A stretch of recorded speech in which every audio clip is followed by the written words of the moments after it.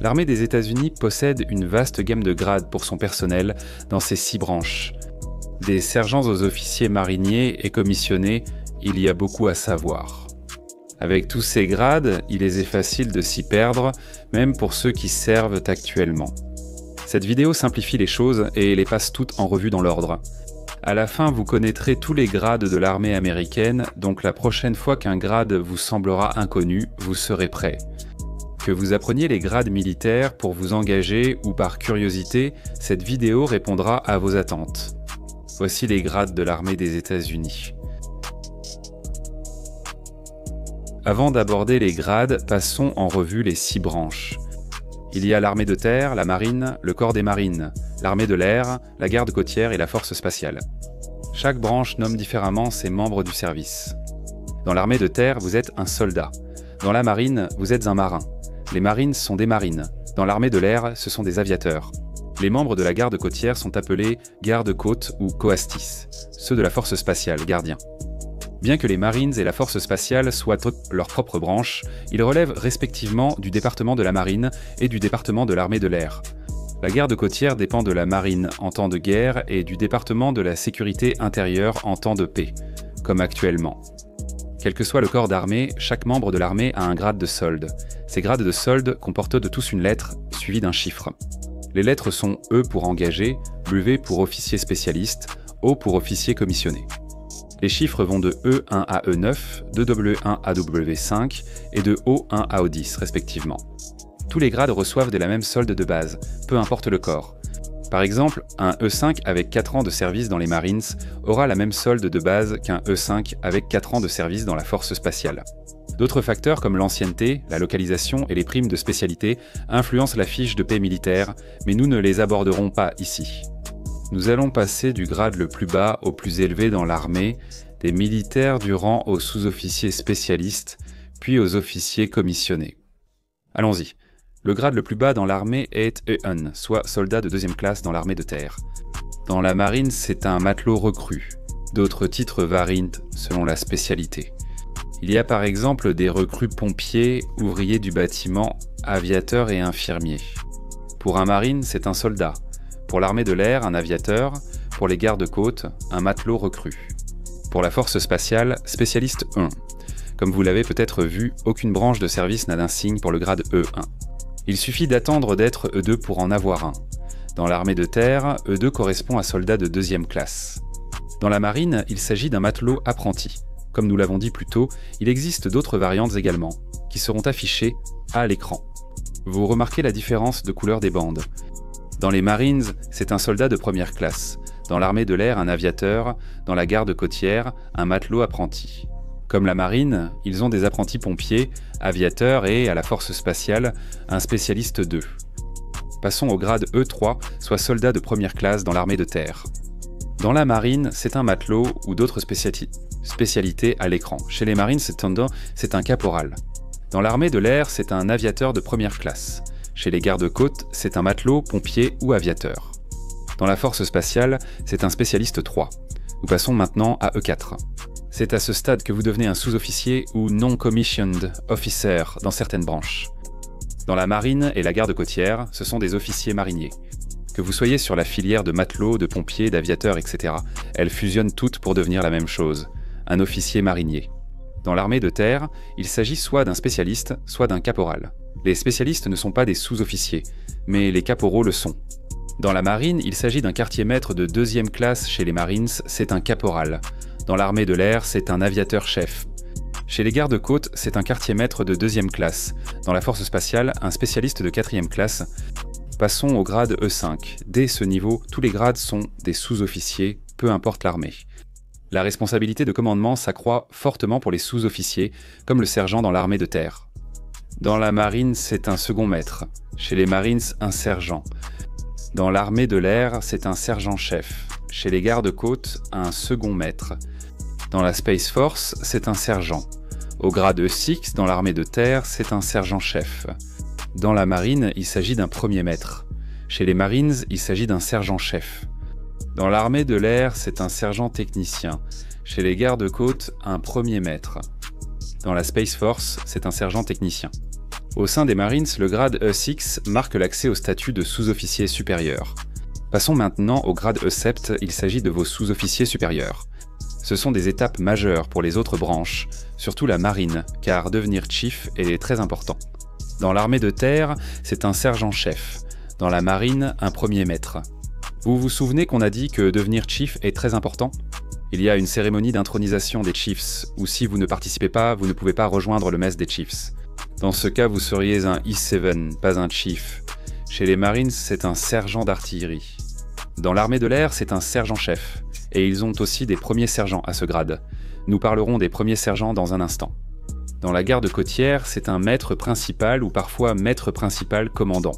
Et dans la force spatiale, c'est un sergent-chef. Au grade E8, c'est là qu'il y a une distinction entre les postes techniques et administratifs. Vous avez la possibilité de servir à un poste de direction à différents niveaux de commandement ou de rester dans votre métier principal et de continuer à être un expert dans votre domaine. Les premiers sergents sont des grades de commandement, comme le sergent-chef ou le premier sergent dans l'armée. Vous pouvez faire la différence grâce aux losanges. Dans la marine, il s'agit d'un maître principal. Certains maîtres principaux peuvent aussi devenir maîtres principaux de commandement. Dans les Marines, c'est un sergent-major ou premier sergent. Dans l'armée de l'air, un sergent-major principal ou premier sergent. Chez les gardes-côtes, c'est un maître principal avec aussi un grade de maître principal de commandement. Et dans la force spatiale, il s'agit d'un sergent-major principal. Passons aux A9, le grade le plus élevé des sous-officiers, soit sergent-major ou sergent-major de commandement dans l'armée de terre. Dans la marine, il s'agit d'un maître principal ou d'un maître principal de commandement. Ils ont également des maîtres principaux de flotte et de force, qui sont d'autres postes administratifs supérieurs. Dans les Marines, c'est un sergent-chef d'artillerie ou un sergent-major. Dans l'armée de l'air, il s'agit d'un sergent-chef principal, premier sergent ou sergent-chef principal commandant. Dans la garde côtière, c'est un maître principal ou commandant. Et dans la force spatiale, il s'agit d'un sergent-chef principal. Il existe un poste supérieur pour les I9, faisant d'eux les engagés les plus gradés de la branche. Dans l'armée de terre, c'est le sergent-major, dans la marine, le maître principal. Chez les Marines, c'est le sergent-major du corps. Pour l'armée de l'air, le major-chef de l'armée de l'air. Dans les gardes-côtes, le maître principal et dans la force spatiale, le major-chef de la force spatiale. Il existe un grade d'engagé supérieur à tous. Le conseiller principal des engagés auprès du président des chefs d'état-major interarmés, pouvant venir de n'importe quelle branche. 3 insignes ont été créés pour ce poste par l'armée de terre, les Marines et l'armée de l'air. Celui de la marine attend encore l'approbation et la force spatiale conçoit toujours le sien. Et voilà un bref aperçu des grades des engagés dans l'armée des États-Unis. Vous aimez ce que nous faisons et souhaitez nous soutenir. Découvrez notre page Patreon avec plusieurs niveaux et des avantages sympas. Rendez-vous sur patreon.com/général-des-charges, liens en description. Maintenant, nous allons passer aux officiers spécialistes. Qu'est-ce qu'un officier spécialiste, vous vous demandez peut-être ? Les officiers spécialistes sont des officiers hautement qualifiés et experts dans un domaine précis. On pourrait dire qu'ils sont un peu dans un état de limbo étrange dans l'armée, car ils sont supérieurs à tout le personnel engagé, mais restent subordonnés aux officiers commissionnés. Chaque branche les utilise de manière légèrement différente, et pour en devenir un, il y a des exigences différentes selon chaque branche. L'armée de l'air et la force spatiale n'ayant pas de sous-officiers spécialistes, elles ne seront pas incluses ici. Passons au W1. Dans l'armée de terre, les Marines et la marine, il s'agit d'un sous-officier spécialiste de premier grade. La garde côtière n'a pas ce grade. Passons au V2. Dans l'armée de terre, les Marines, la marine et la garde côtière, c'est un adjudant-chef 2.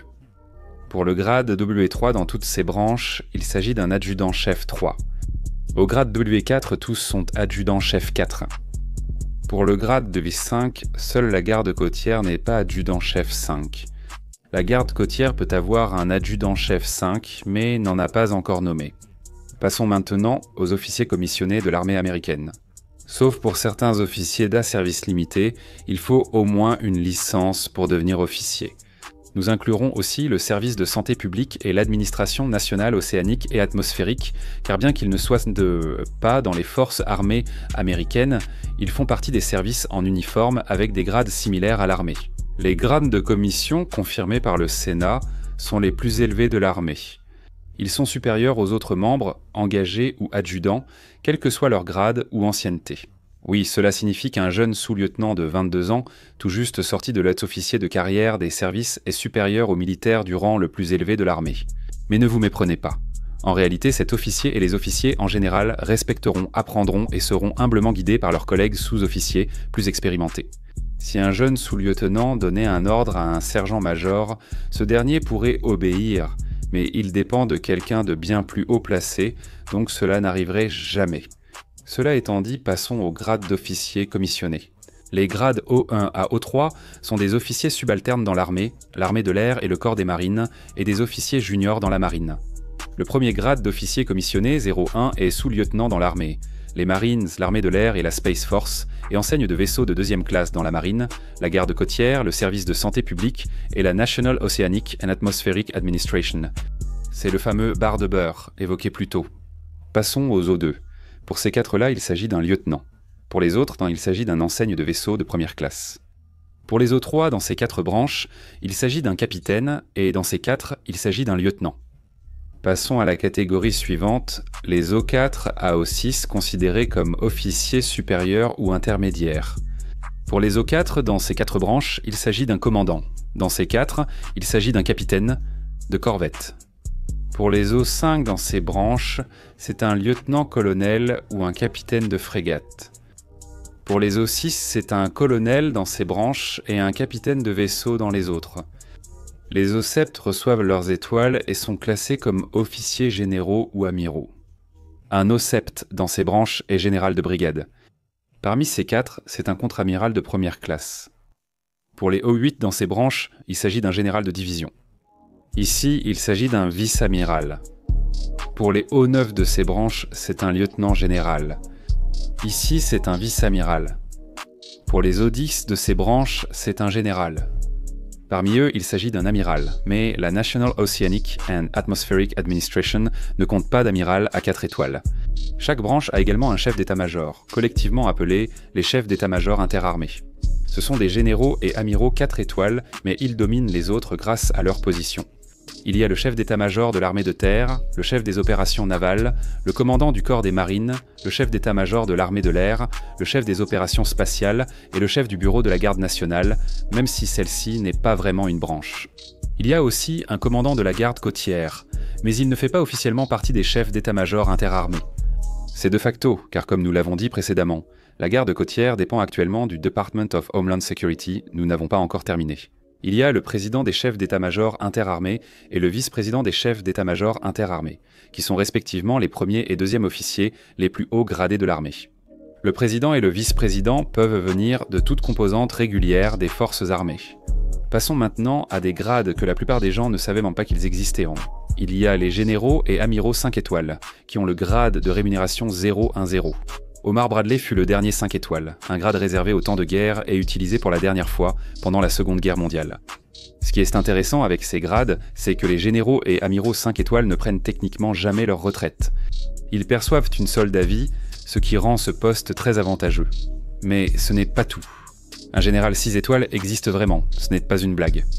6, on l'appelle général des armées ou amiral des flottes. Bien que le grade de 6 étoiles n'ait jamais été officiellement confirmé ou conçu, on pense que ce que vous voyez à l'écran est le design de ce grade. Seul John J. Pershing, avant les généraux 5 étoiles, et à titre posthume, George Washington en 1976 ont reçu ce titre. Il est ainsi devenu l'officier le plus haut gradé de l'armée, surpassant tous les autres grades. Voilà.